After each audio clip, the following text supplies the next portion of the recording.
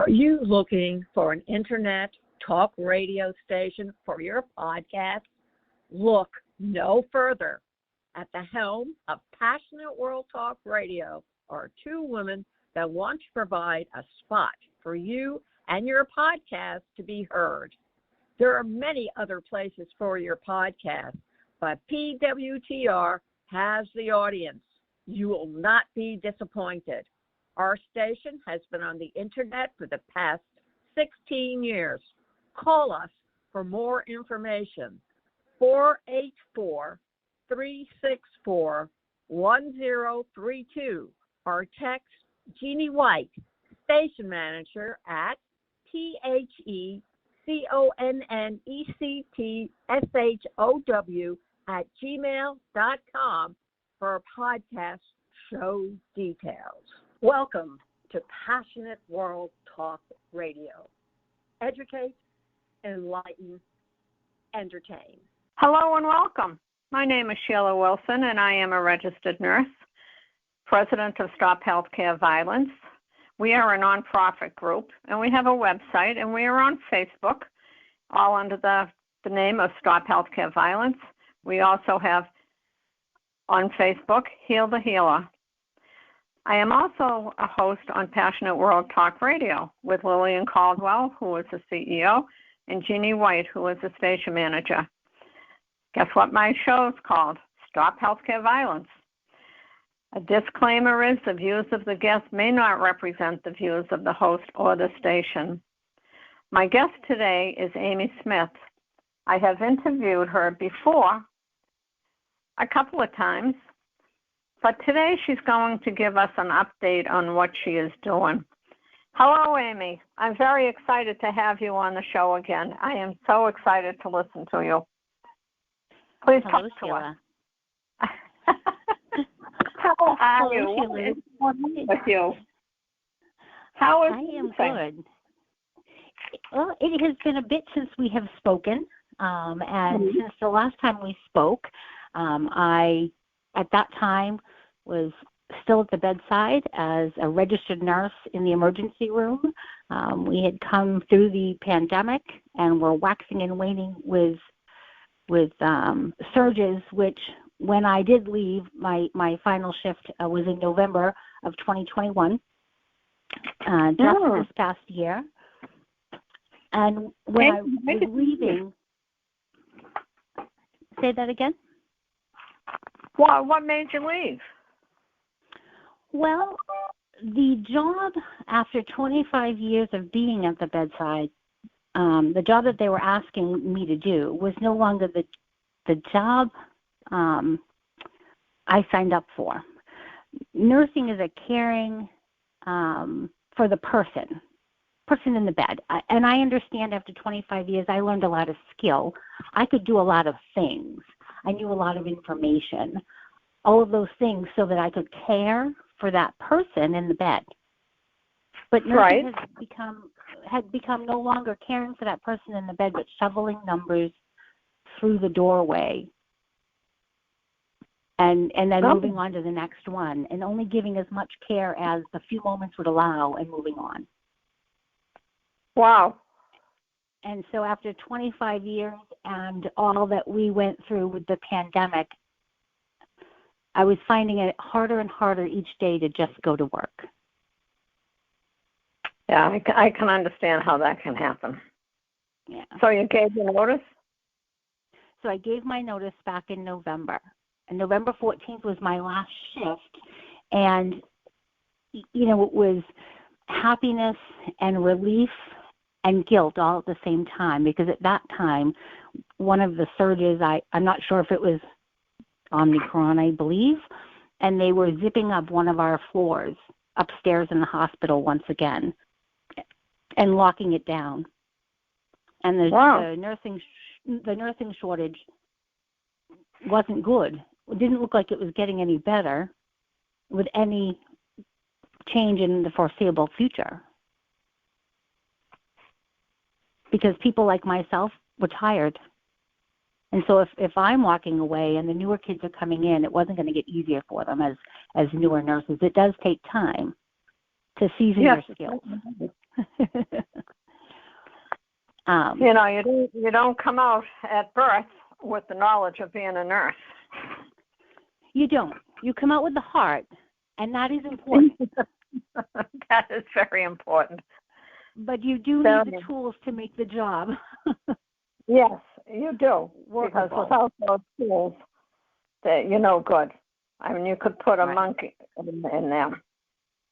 Well, and that's what that was the hard part for me in leaving. Right, I left for my own peace of mind and sanity because I couldn't just half take care of the patient in bed.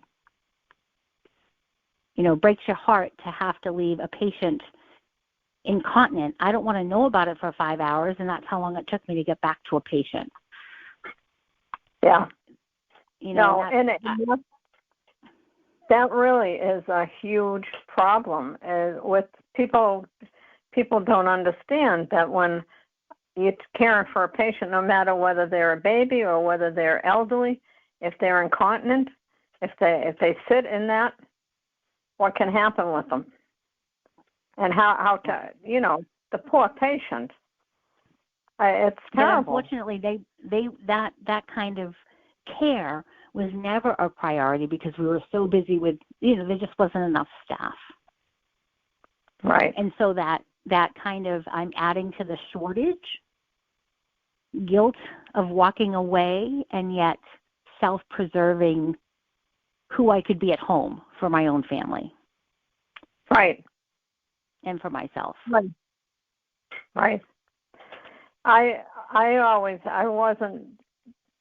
was not working during the pandemic, but before that, when we were short-staffed because one person called in and we couldn't get anybody, and you picked up more patients than you could really handle. When the acute patients come in and you left them because you had to go to the other one of your 7 patients or so forth, that was always on your mind. Absolutely. When the alarms rang and you're running back and forth, and it's not fair to the patients. It's not fair to the nurses. It's terrible. Right. Well, and that's just it. I felt ineffective in my job, and I'm not somebody that does well feeling ineffective. Right. It's so. What did you end up doing? I mean, you gave your notice, and your coworkers must have been devastated. Well, certainly when you're losing, as far as friendships, right? None of that gets lost. I get to see everybody still. That's the beauty to living in this country, I guess. But yes, losing a skilled coworker is always a difficulty. But I bring them. My husband and I have started a small coffee roasting business from our home. We do not have a storefront. Yes. So you're an entrepreneur. I am an entrepreneur. And to run a code is a lot easier than to build a website. I will say that. All hail to the IT people out there in the world, because it is not an easy job. No, it's not. No, and once you think that you got something right, something else comes up, and it's not quite right yet. Well, that's just it. That is. So since November, I just want to get this straight. You gave your notice, you left work, and when did you start a coffee business? So initial website. The coffee roasting business. Our initial website went up November 28th through Network Solutions, but it never really worked very well. It is currently on Shopify. Yeah. And it is called My Coffeesmiths. My Coffeesmiths. Now, how did that name come up? Well, our last name is Smith, and so it just seemed fitting. Yeah. But how did you even think of roasting coffee? Did that just come right after you gave your notice, or were you thinking about it, or? No. Well, during COVID, as an instrumental part of the medical team, I initially had moved out of the home. So I didn't live here for 9 weeks. When I first came home, I found I was very anxious. And so we love a good cup of coffee, my husband and I, and you couldn't find a good cup of coffee back then. And we were spending about $70 a week, $70 to $80 a week in buying different kinds of beans, kind of in search of a good cup of coffee. And we would make it in a French press. We have a percolator. We had a regular brewer. We had a Keurig, just to try the different ways on a good cup of coffee. And so my husband said, you know what, forget this. He looked into buying a coffee roaster, and we got some green beans. And so a little bit of a hobby on the porch, sharing it with friends, and they said, you're pretty good at this. Turned into a few sales. And now we micro roast from 5 different regions. And we are moving our way up and converting over our garage. And hopefully in the next couple of months we will do coffee house nights and slowly increase from there. That sounds very exciting. Now, have you had any dreams of having a coffee shop or something that when you gave your notice, did you jump right into the coffee, or did you chit-chat about it and think, and I understand what you said about having a good cup of coffee, but wow. Well, my husband and I have done a lot of talking about it. We, for our anniversary this past August, we spent time in a treehouse in kind of a very rustic setting. And ideally to have a coffee roasting coffee house on a campground in Maine would be ideal. But that is a long-term goal. That is probably a few years out. Just because picking up and just going, as much as it was easy to give my notice, it is not as easy to wrap up your life and just move. Right. Well, was it easy for you to leave your job? Did you ever think about going to be part-time? No, I as instrumental as I was during the pandemic and as a co-chair in the union and the work that I had put in there, I needed to mentally take a break, and I wasn't going to be able to do that and still be in that environment part-time and not have a say. Wow.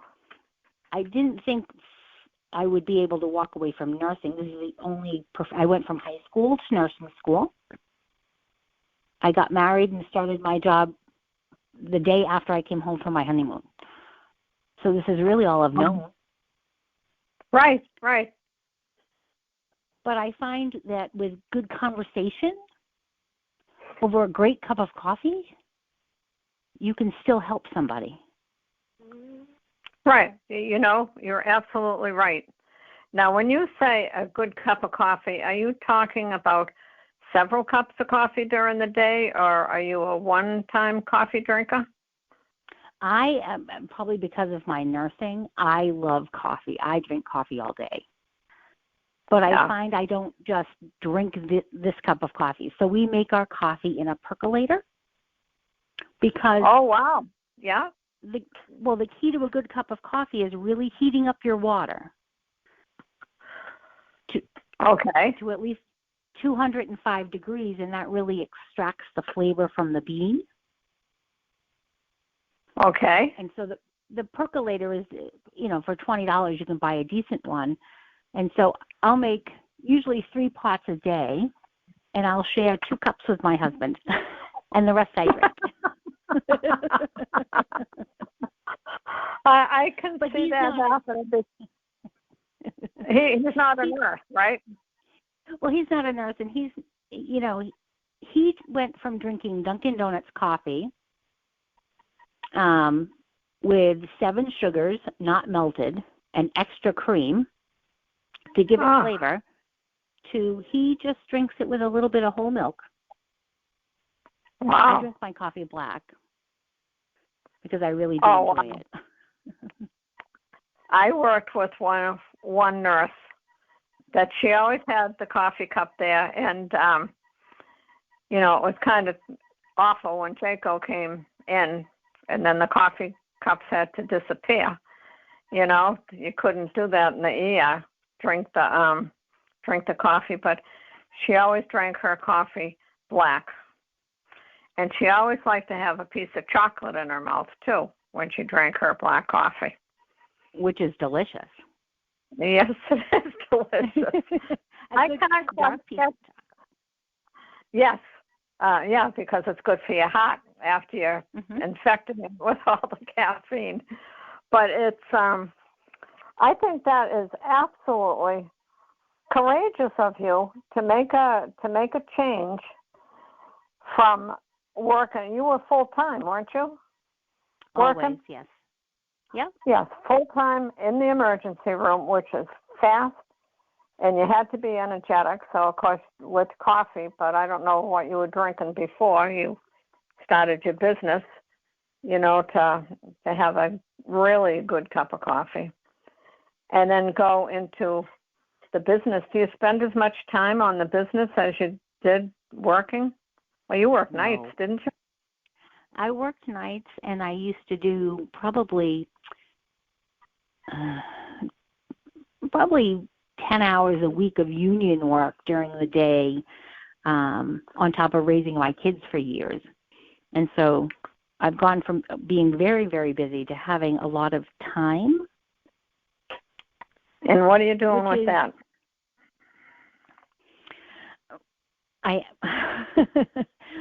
I'm actually, I go and help people with their jobs because I can't just sit home and, we roast our coffee and then it has to cure for a week. And we have a stockpile from week to week as we sell it.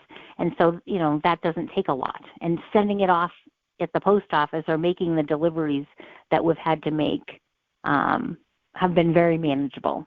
So there's a lot of extra time. And so you go out and help others. Yeah, I go out and help others. My husband and I are building a sauna in our yard. We have an 18 by 18 greenhouse we're working on. And, of course, with the winter, everything is slow.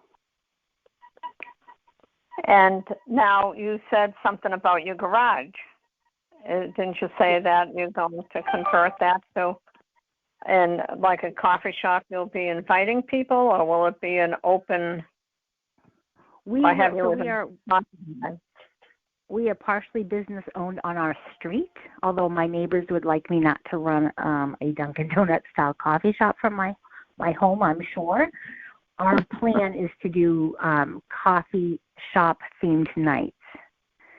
And so we would have either jazz music and come and try. We get a lot of samples of coffee. So nice. We can try different regions and have people try and vote on maybe a new region to offer. Or do a paint night and coffee night. We're going to start offering things like that. But the area over the garage, it's a 32 by 26, 2.5-story garage. And upstairs is all open space. So there's plenty of space to utilize, yes. Well, I have an idea for you, is that I could come and give a talk on healthcare violence. And we could all sit down and have coffee. That would be wonderful. It would be. I would love to try your coffee. Would you be able to give me more information so that our listeners can do? I think I understood you as you were mailing some of your coffee beans out. Yes. Did I hear so? It's wholesale roasting. The coffee is sold. We recommend that you buy your coffee whole bean. Yeah. Green bean. So when we get it green. That bean is good for several years. Once it is roasted, it is good for 3 months. we always say a month, but commercially, really, it's 3 months. Once you grind your coffee, it begins to go stale, very similar to bread, in a week. Wow. So if you consider either how long the K-Cups have been sitting on the shelf at BJ's, a lot of them have either preservatives or mold in them. And so when we can sell coffee by the pound or by the half pound. If you're buying it whole bean, then by the pound is great because it will keep and not in the refrigerator. It just keeps dry on the shelf in an airtight container, because once the beans start to dry out, they are very absorbent. And if they're ground, they're very, very absorbent. So if you don't have it in an airtight container, it begins to absorb all the flavors in your house. Oh. And then your cup of coffee has such bitterness afterwards. Right. I never gave that a thought. And I've had coffee in a bag, ground coffee, that I've had for years. Yeah. And it's just stale. It's not bad for you necessarily. It's just plain stuff. No wonder I don't drink it. And with the K-Cups, it's really comical. I was just over with another nurse, and we were having coffee in her house, and she was telling me, she got her 200 of K-Cups over at Ocean State, and now you said that they could get stale as well, right? Well, you have to wonder what's the date on it, and if they're telling you it's fresh, what preservative have they placed on it? Right. I don't know. Maybe I'm the only one, but I don't think about those things. That you notice what happens to your stomach. So I drink a lot of coffee. I actually only eat one major meal a day. But when I would do that and drink commercial coffee, I would get almost a percolator effect in my stomach. Oh, yeah. Almost that hollow hunger pain, like I've had too much coffee, I need to put some food in there. Right. That doesn't happen with fresh coffee. Yeah. Well, when you mentioned the percolator, I can remember years ago, everybody had a percolator for their coffee. They'd put it on the stove. Yeah. I was young, and I didn't drink too much coffee then, but I wonder, my father always said he wanted a half a cup of coffee. That was it. Because he made good coffee. Times a day. Huh? Because he made really good coffee. Yeah, it's just amazing. And you don't hear too many people talk about this anymore, We always say unwind with our grind. In other words, if you're going to run on Dunkin', you can run on Dunkin'. That's fine. If you're going to have my coffee, sit down and drink my coffee. Enjoy it. That is, I am so excited that after leaving nursing, after 25 years, that had to be just kind of like, okay, now I've left my job that I've known for all those years, and now you're into a business, and you're going to watch that grow, and your husband is with you. This is amazing. Do you have any friends or any nurse friends that have done this? Just gave their notice and went on their way to do a different business, something that they've wanted to do? I have friends that have side businesses that they do along with nursing that have always brought them back to healthcare. I have a lot of friends that have left bedside nursing to become nurse practitioners, that have done more, fitness, health, and wellness, those kinds of things. Yeah. And I am fortunate that, my husband and I made good financial decisions when we made them. And that is very good. I was able, we were able to make this choice. But, we had to go through an exercise of what is the worst thing that could happen? Well, the worst thing that could happen is I have to go back to traditional work. And that's really not that bad, right? That's not the worst thing that can happen in life compared to what we just went through over the last 2 years. So if that's the worst thing that can happen, then we can give this a go. Because you can't fail. I was only going to give up this opportunity to relax and try something new. And so really that's how we ended up where we are, as far as me being able to take a deep breath and take a leap. Well, I think to follow your dream and make all your wishes come true and to do what you have done, I congratulate you. Oh, it even rhymed. I didn't plan on that. But before we go, Amy, I don't want to keep you on the call too much longer. You sound like you're really happy about your choice of doing this. And just, can you speak for a minute? Is the staffing any better where you work? I mean, they are still having their staffing struggles, for sure. They are one of the few places I do understand they're still allowing you to be unvaccinated and test, which I thought was the choice was removed by the individual hospitals, and it was going to the state as far as reimbursement.